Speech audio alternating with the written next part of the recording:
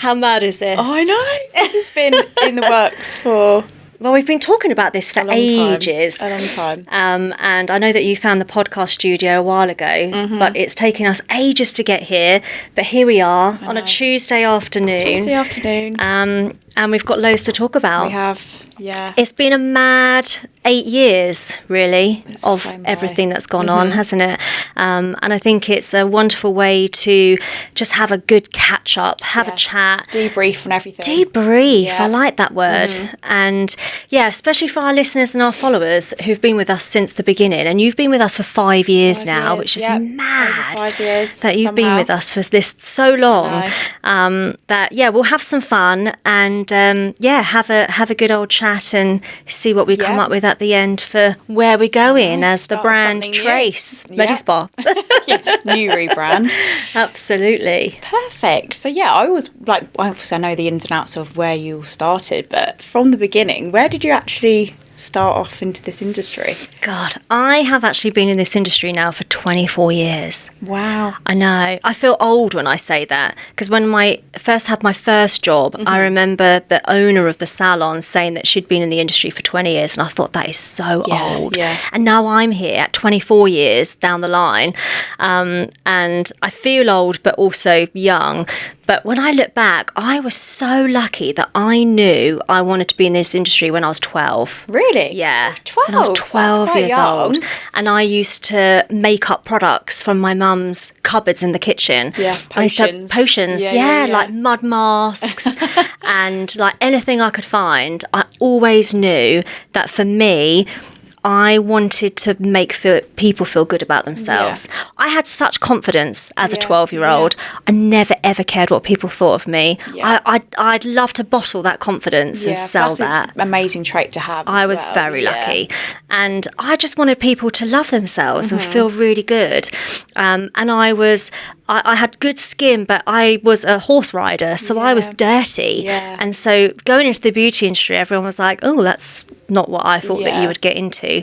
But I was really lucky and I didn't do very well at school. I wasn't very academic. Yeah. And I got my GCSEs thanks to my parents getting me a tutor. Yeah. For the grades that I needed to get.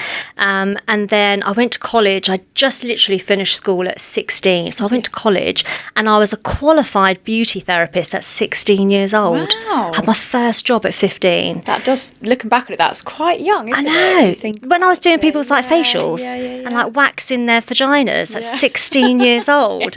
When you look back now, that was very young. Yeah. But I actually trained at college with Lisa, Skin by Lisa. Yep. We did the training together at college 24 years ago, all that time ago. And I knew at the time that I never wanted to be a conventional beauty therapist, but I didn't know exactly what I wanted to get into. I just knew... I knew I would do something outside the box at some point. And I was really lucky. I landed in a job in a beauty salon locally. Yeah. And I loved it. I loved having clients.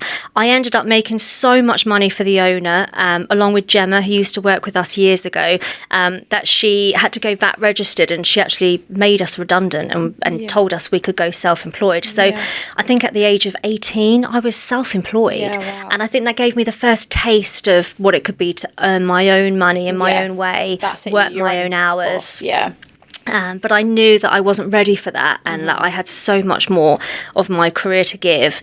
And Lisa and I actually, we decided to move to Lanzarote in the Canary Islands. And we spent a whole year out there just working in bars and having fun and living the best life. Because we didn't do the uni thing. So we never had the time to enjoy that uni experience and then go and have your gap year. Your gap year. Oh, the gap year. We knew that we wanted to be in this industry for a really long time. So for us, if we went and had our gap year working abroad, that we could then really appreciate the industry that we were in. Get it out your system. Get it out our system. And then that would be us for life, basically. Worked in Lanzarote. I was a coyote dancer, actually, back then as well.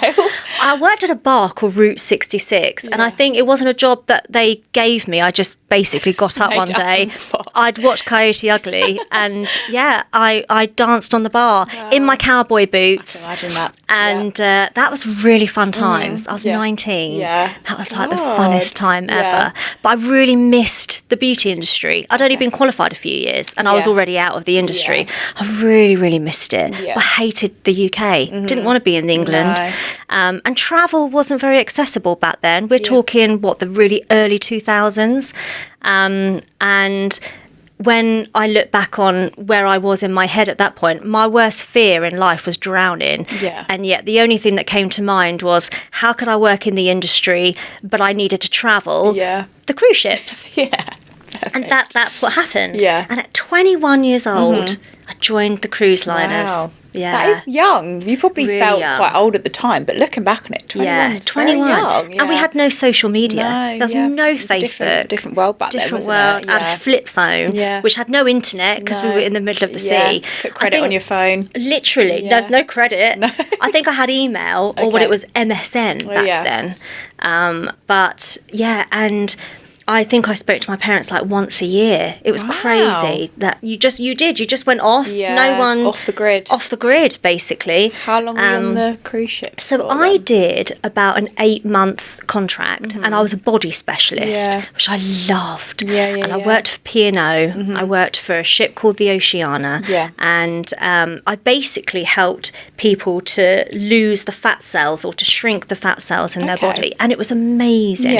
I did this treatment where we essentially strapped on all these like electrodes, and it would shrink the triglycerides of the fat cell and then drain it through the lymphatic system. It was amazing. And when you're on the cruise ship and it's all you can eat 24/7, people would pay good money, and I made thousands and thousands of pounds, to the point where I think there was 27 liners at the time. I was the highest revenue earner across all 27 ships. Wow, that's some achievement. Thank you. And so I actually got promoted to I think they called me international trainer, and they ship hopped me all over the world. And I trained the therapists at the time into how to sell and how to be really good at their job and how to bring in the money but give good results. And I loved it. But I also partied hard at the same time. So best of both worlds. It was the best of both worlds. But I developed a heart murmur. Bit too hard on the partying then. Too hard going. And they medically disembarked me. I couldn't fly. So they wouldn't allow me to fly to any more countries until I got it sorted. So that was definitely the first time that I was burning the candle at both ends. But I was hungry. I was 21. I was earning really good money. I travelled the world. And I was really hungry for what I wanted to do. And I went for one interview with, have you heard of Champneys? Champneys spas. So they had their big spas like in Tring and more country estates. But they were setting up like retail spaces. And so I literally walked in as a 21-year-old. I'd never managed anyone before. I trained, but I'd never managed. And I got the job of not one, but 2 sites. And I managed the Chichester site, which I think had like 9 staff. And then I managed the Guildford site, which had, I think there was 13 of us at the time. I had no clue what I was doing. And it was probably the first time ever that I totally bullshitted my way through a role. Fake it till you make it. And they were all older than me, all my age. So that was hard. But I again just had this confidence that I rolled with it. If you've got confidence, you can do anything, really, can't you? And I don't even know if they exist anymore. But that was I wasn't there for very long though. No, I didn't enjoy the role, and I think that was also the first taste of perhaps how not to manage people, not from me necessarily, but perhaps from the company. Okay. And I'd never badmouth any company or anyone, but it didn't fill me with happiness. Yeah. And so I hopped, skipped again. And I joined a company called Talgo. I don't know, have you ever heard of Talgo? No, I don't think I have. They were they were a spa brand, but they were like an aqua brand. So they were very much on like marine collagen. And they had a sister company called Ella Bachet, very French. Yeah. And they took me on as a brand manager. So I went from trainer of sales to manager of 2 retail spas, and now I'm managing a brand new brand that they launched in the UK. It was edible. Oh, okay. So it had like tomatoes, and I say it was edible. I don't know if you actually could eat it. What is it? It was creams. It was skincare. It's a cream. Oh, right. I wasn't sure. It was a French skincare. Okay. And all of the ingredients were edible. Oh, right. Okay. And I was going out with a head chef at the time. So when I used to do my presentations to like spas, like take on my product, I would make up ingredients of taste of food that then replicated the food of the product. I bet they so love that. Very creativeness was my thing back there. So as a brand manager, I loved that role. That was amazing. It was a hard brand, but I got to spend a lot of time in Paris. So I'd go to Paris every few months, and it was an amazing job. I loved it. And I had an amazing MD called Maz. And again, when I think about me now as a boss and as an employer, I always think of her because she was one of the best bosses I think I've ever had. She was lovely. Better than me, way better than me. She would push you hard, so she knew your potential, but she was so empathetic. And I think when you're managing a business, you've got to have both those traits, because we were saying earlier, didn't we, at lunch, like we are a family at the end of the day, and it's funny how all these different roles that I've done have given me all my experience that molded into who you are, who I am today, and what we've created, which is amazing. And I do feel bad, but I was headhunted basically, so I was really happy there. I was headhunted by the cruise ship company that were building spas on land, and they wanted to give me this role of operations manager, and basically my job was to set up the spas. We had 7 in London and 5 in the Caribbean. So again, I had, I think, over 100 staff now. I was 26, and again I was flying to the Caribbean every 3 months, and I was flying to Shanghai and having meetings with suppliers, and we were building the spas. And I mean, we were top of our game. We had spas in New Bond Street. We had Canary Wharf. We had Royal Exchange, Leadenhall. We had Westfield Shopping Centre, all the top Windsor, spots, all the top spots. And it was amazing, and I was loving life. And then it all came crashing down, because they were the first spa company to ever sign up to Groupon. Okay. And if you can imagine that the rent in New Bond Street, and we had a 2-story spa. Crazy and prices, everything, crazy prices. So your prices of your treatments should reflect that. But they sold out on Groupon. And being the first spa to do that, they never capped the amount of like vouchers that were sold. And I think, if I remember rightly, I think they sold about 20,000 vouchers. And by the time they were even going to be able to subdue all those vouchers, they were going to go bankrupt. Because the vouchers were like half price, weren't they, on Groupon? God, Groupon prices are ridiculous. And the company just went straight. They probably didn't even need to do that, did they? Honestly, even to this day, I'd never touched Groupon. But even to this day, as a business model, they were so high end and they sold out so early. They probably tainted their name a little bit, Well, they went under.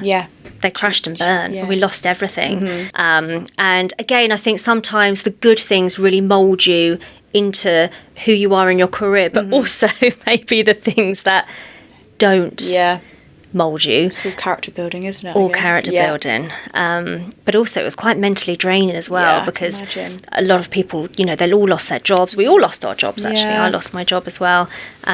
So, it was quite an ordeal. at that point. But yeah, and I was really, really lucky that after OSPA, which is what it was called at the time, I then got an amazing job with Dr. Murad. Have you actually heard of Dr. Murad? I hadn't before I met you, to be honest. No way. Yeah. So he was really big back in the day, and Murad still have incredible products, but they got bought out by Unilever, so I don't know where they sit now. But if we're talking, 10 years ago, 12 years ago, they were big in the game, weren't they? And they were the first sort of cosmeceutical product that had come on the scene. And that was a wonderful role. And my role at that time was to travel across the country and effectively sell the skincare of Murad into clinics and work with Dr. Murad himself. And through that along came QVC, which was amazing. I enjoyed that. QVC. How long were you with QVC for? So QVC, I think I was with them for about 2 years, but through Murad. So I did the QVCs as part of my role with Murad. And I loved it. And you just had a little earpiece in your ear. And they would talk about how what you would need to do, or 10 seconds till countdown. But nothing was scripted. No. It was totally off cuff. Off the bat, And I got so good at it that my friends would give me code words. So I would drive up to where was it now? I think it was in somewhere in London. And it would always be quite late shows. And then I would go live on air with the presenter, and I would slip in some of the words that they gave me, and we'd all laugh about it when I got home. But I loved being on the telly. I feel like you thrive on the TV. I did. And I even paid for my own makeup artist to come and do all my makeup. And I had jet black hair. Did you? One time. When I look back, I think some of it's still on YouTube. I'll have to have a little look. Samantha TRACE QVC. Dr. Murad. Plugging it.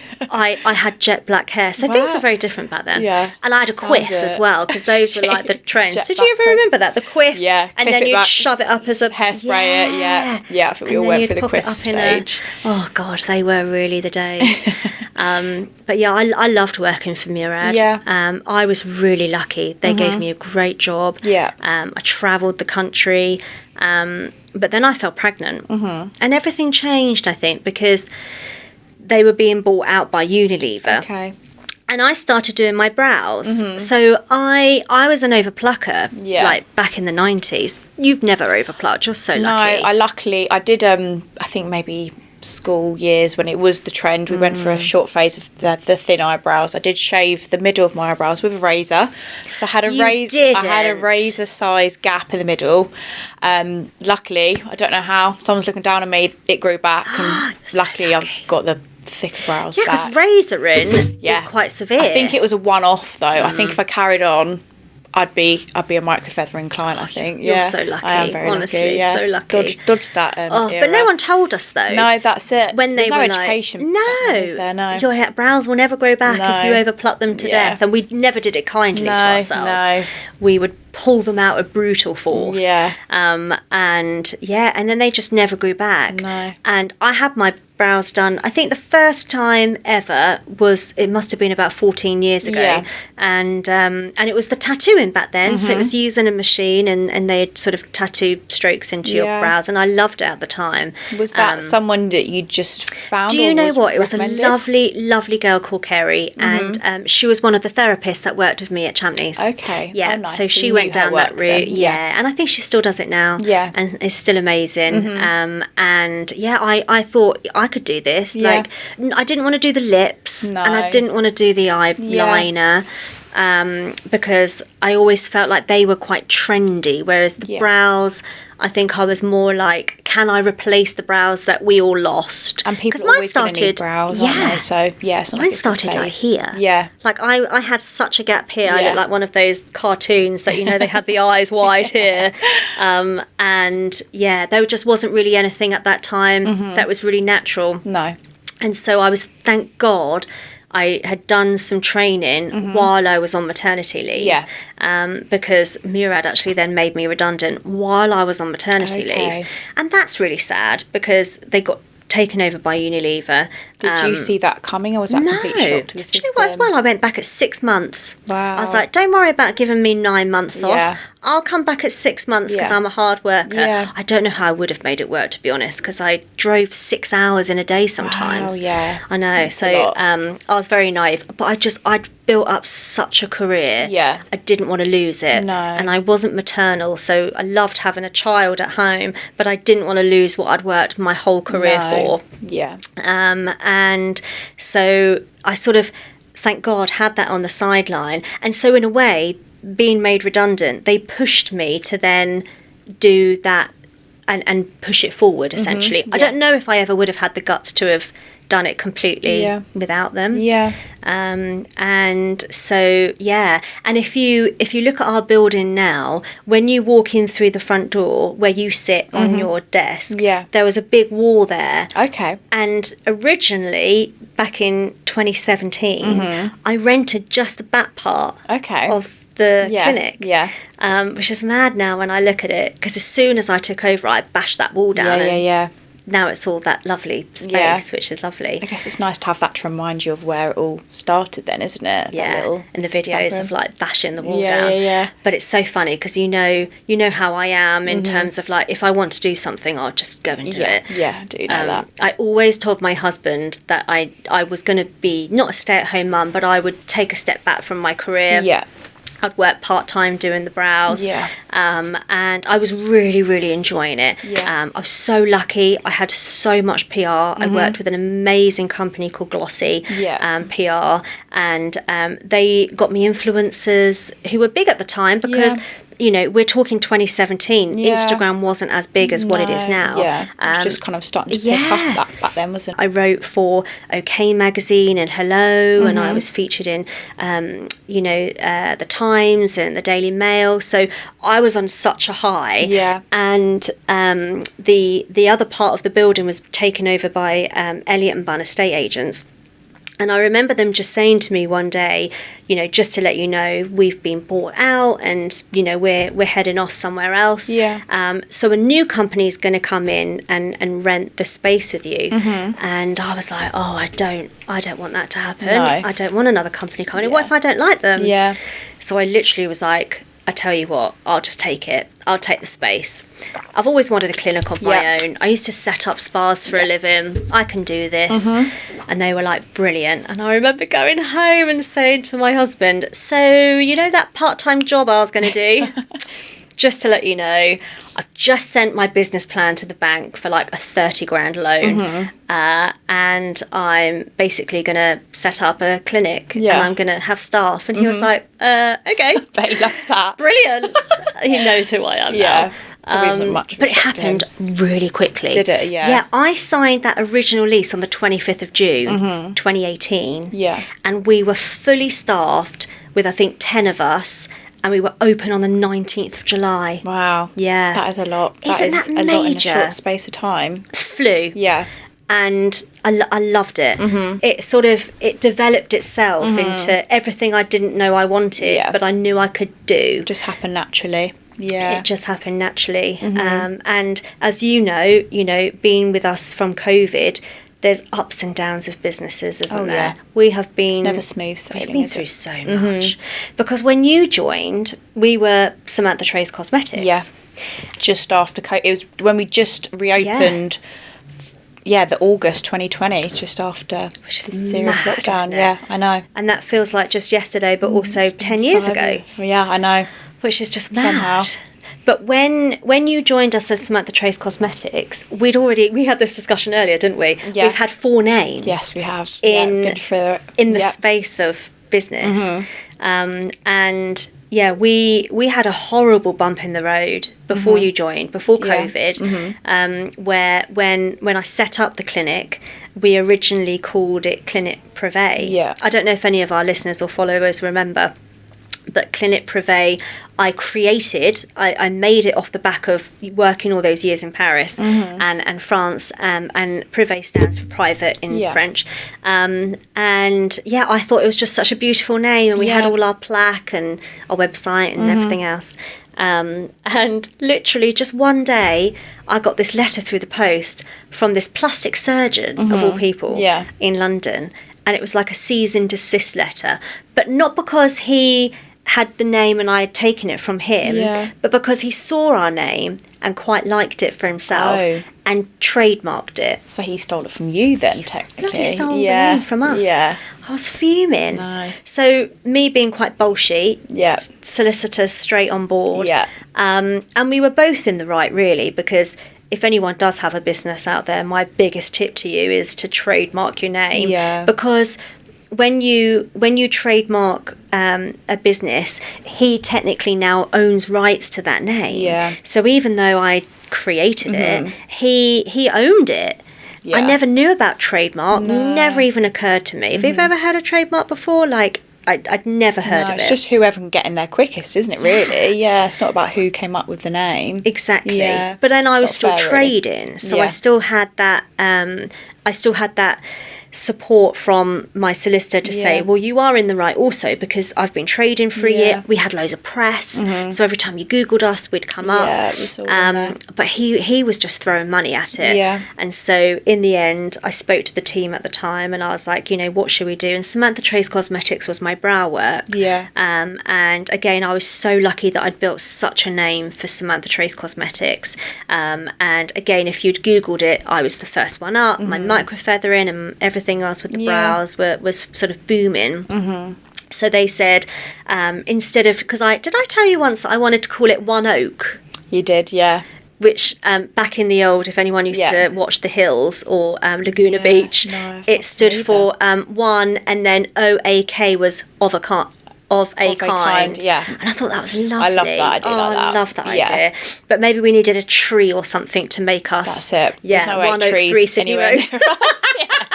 No oak tree to be seen. It didn't really go as well. No, I do like that name, but that is lovely. I bet someone's going to steal that now and go and trademark it. I know. Bugger, I shouldn't have said that. But yeah, so then Clinique Privé became Samantha TRACE Cosmetics, and we traded Samantha TRACE Cosmetics all the way through. Yeah. But I think after that, I became really resilient. I was like, no one's going to get me again. Yeah. And I'm going to be really assertive and know what I'm doing and work on the business side. Did you, when you came up, when you decided to stick with the Samantha TRACE Cosmetics, in your head, were you like, okay, this is it now? Or did you think, maybe in years to come I might change? No, I thought that was it. You thought at that the time. Yeah. Yeah, I think so. I guess you never know what's going to happen. I didn't want Samantha TRACE Cosmetics. No. I wanted to keep that for myself. Yeah. And then I wanted the clinic to be something else. Separate, but the team really loved the thought of working under the umbrella. Yeah. And so I just sort of went with it. The same and I am so glad I did. Because I think you've been with Samantha TRACE Cosmetics. I think at that time we became a unison under that not brand. Separate. Everyone's exactly. The same. Everyone's the same. Yeah. We're family. We are a family. Big happy family. One big family. And so it didn't really occur to me to change it at the time. And then COVID hit.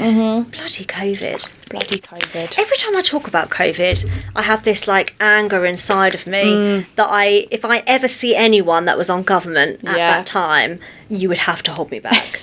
Seriously. Yeah. It feels like a fever dream, doesn't it, when you think about what happened, what went on, all the rules. But they ruined us, really, didn't they? There was really that one time. They did. Yeah. They sat in that House on Commons. I don't know if anyone remembers this, but they, was it something Rag? Who was that Rag?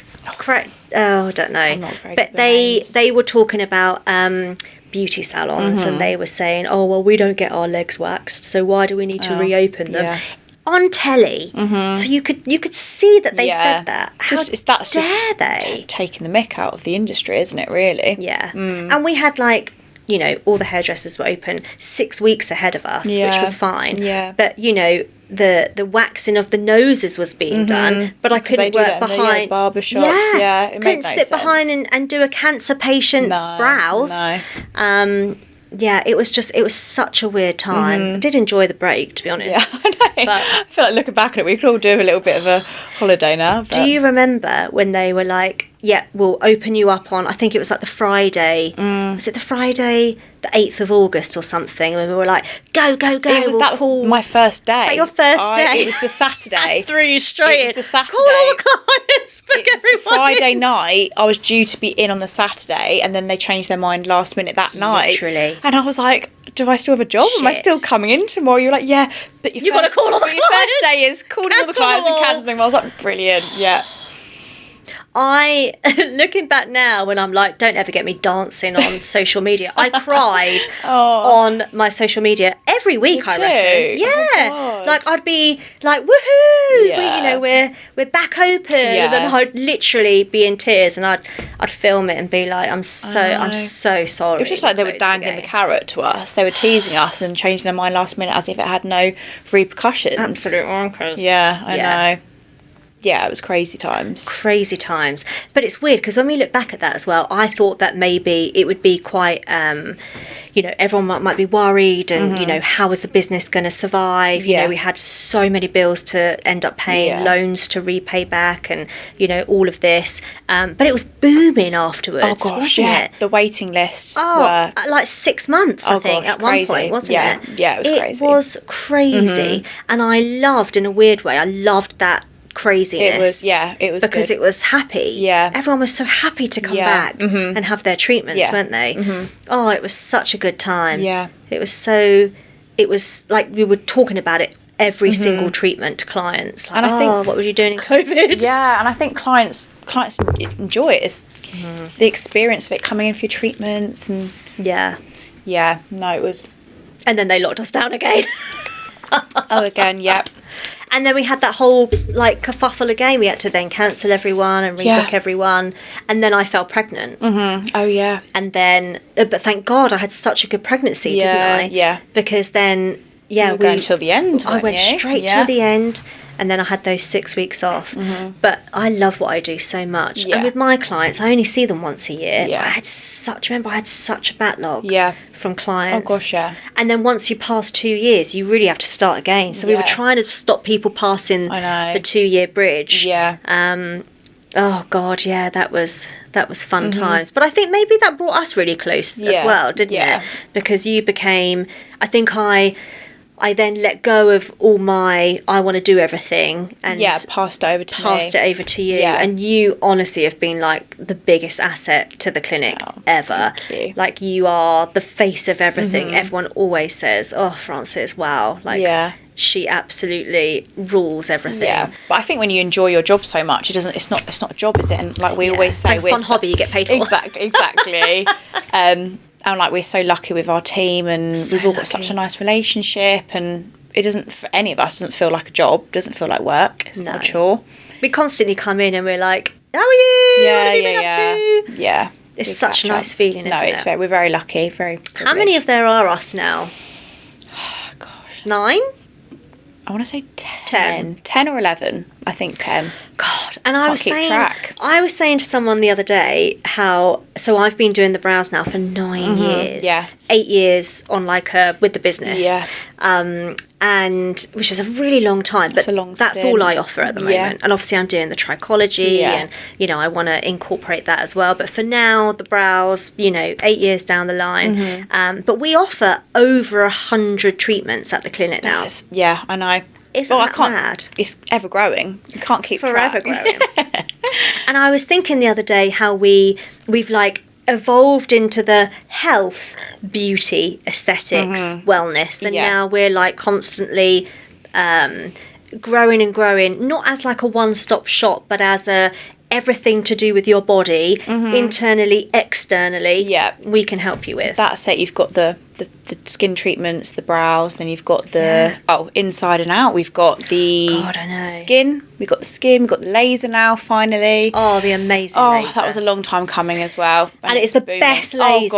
I mean, Daniela honestly knew what one she wanted. She did her research and the paid off. results of that have amazing. been I think it's one of my favourite treatments. Me too. Absolutely. Yeah. So I've got the laser, obviously got the brows, we've got the semi-permanent makeup, we got the biological age test. Yeah. All the health tests, all the really. Health tests, all the blood tests. Yeah, all we've the got the private vitamin blood injections. tests. We've got the drips. Everything. IV drips. Yeah. Yeah. There's just so much. Obviously, all the, what did I have with Dr. Maria? The liquid facelift. We've got the skin boosters. Skin boosters. I know, it's hard to keep track of what we've got. Constantly. Redensity. Oh, no, that's skin boosters, isn't it? Polynucleotides. Nucleotides. Exosomes. I mean, most weeks we've got a new treatment on the menu. Yeah. It is hard to keep track, but it's good because it's an ever-growing industry, isn't it? You've got and there's things that everyone want, like the thread veins, to remove, stretch marks, camouflage, stretch marks with the laser, anything that you could possibly want now, we can offer, which is. I feel so humble in a way that, God, we've grown this, and obviously it is you as well, and all the team. We've all grown. That's it. It's a team effort. The Medispa to what it is today. And I think it's lovely for the clients because, like you say, they can come in and have everything, all their treatments. And I think people are so health conscious now as well. Very much so. So I think it's. Yes, because we're going to build the Wellness Suite, which I'm so excited Yes, that's going to be very exciting. So we'll have the infrared sauna, the red light therapy bed, and it's that side of things I'm really excited to bring on board. I think that's going to be very popular. Yeah. But it's been a very tough few years, hasn't it? There's been lots of ups and downs. Yeah, it has been a really tough few years, hasn't it? Yeah. We've been through a lot as a business, probably more than most businesses have been in, because we love our building. Yeah. And I think we have grown there from one person to 10 people. Yeah. Hopefully more in the coming years, but it has been it's been really hard not to be able to tell our clients or our followers about it. I know. And so I think that's the hardest thing. We feel like I feel like I've let people down because just not being able to be honest. And also I did shout about it when I shouldn't have done, and so people knew that the expansion was coming, and then it didn't. So then everyone was like, is it happening? Is it not? And then we've got signage for Samantha Trace Cosmetics, but we're Trace Medispa now. So it's been very confusing, and it's been really mentally draining, financially draining. So we got the keys a year and a half ago. I think it was two and a bit years ago, I actually asked my lovely landlady and landlord that we wanted to expand. We love our building, don't we? We love it so much. We have so much scope there by the station, in such a great location. We've got parking, and so I wanted to see if there was any availability to progress and expand within the building, and then we were able to, which was great, but it took 8 months, I think, to get to that point. Something like that. And then my lovely landlady then decided to sell the building. And I think that's where it was all okay. And me being me, I was like, fine, I'll buy the building because there's no way I'm moving out of here. I was hacked, wasn't I? Which was that was really awful. Yeah, that was bad. So I was like, yes, okay, I'll buy the building. And then I was hacked, and I got no access. Yeah. My credit rating score is 0 because they've blown all my credit cards. That was a crazy time. Oh, it was so awful. And it was so, I was in fight or flight because I was like, I've got to buy this building. I've got to save my business, but also I have nothing. I mean, I got all my money back. It was fine. I didn't actually get hacked in a way where I gave someone money. It was just the worst timing ever. It was the worst time, and they took over all my apps and my email. Oh, it was awful. And we worked really hard, didn't we? Yeah. I was working 6 days a week. You were booking in as many clients as possible. Financially, we needed to be as our top game to go for the mortgage, and it's weird with commercial property because you have to put a 30% cash deposit down, which is major. And so I had to raise that. Didn't have that in the bank. I had to raise the money, and managed to raise that. Went for the mortgage. After a long period of time, we got the mortgage, and that is when I launched We Are Expanding. We picked up the paintbrushes, and you and I started to paint, didn't we? We were grafting away. And and I took that picture of you or the video of you in the new hallway or the whatever you would want to call it by the new front door. And I was like, and then all the videos on the expansion, and here's all the upstairs, and it's amazing up there, isn't it? Yeah, so it is. It was a good wow factor. And then with commercial property, lo and behold, there's something called a red book valuation. Some things didn't match up, and it all came a bit crashing down, which is weird because you'd never think that when you're offered the mortgage, you've got the cash deposit, you're all good to go, and it wasn't looking good, and I couldn't raise any more money, and I had to pull out of the sale, and that was just before Christmas last year, wasn't it? Yeah. So I think I'd shouted about us expanding in like the November, and then mid-December I had to pull out, which was just awful, and we just didn't know. I mean, do you remember me crying? The tears I had every day. You always put on a brave face, and people don't see that behind a brand or behind a business, that you are crying yourself to sleep, because it's not just a brand, it's like everything. It is in my blood, it is in my body. I love my kids, I love my husband, I love my family, but my work is my being. This is who I am. My identity. I am not me without my work. And the thought of losing that, and there wasn't anything like our building anywhere at the time. The thought of losing it was really awful. And I took a couple of weeks off at Christmas, and it was lovely. I enjoyed time with my family. And then my landlady found a new buyer, and he is now our new landlord.